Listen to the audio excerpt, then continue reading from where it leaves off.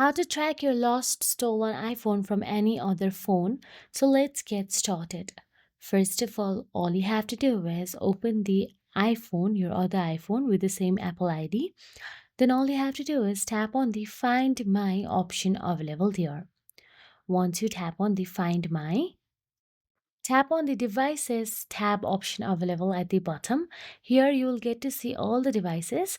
Then select your lost iPhone. Let me just tap on the MacBook here for now because I do not have other iPhone, and you will see the phone's last known location on a map. You can simply tap on the play sound, which helps locate if it is nearby, or tap on the lost mode, which locks the phone and shows a message like your contact info. Or you can simply tap on the erase iPhone, which deletes all data, only use as last resort. So that is it.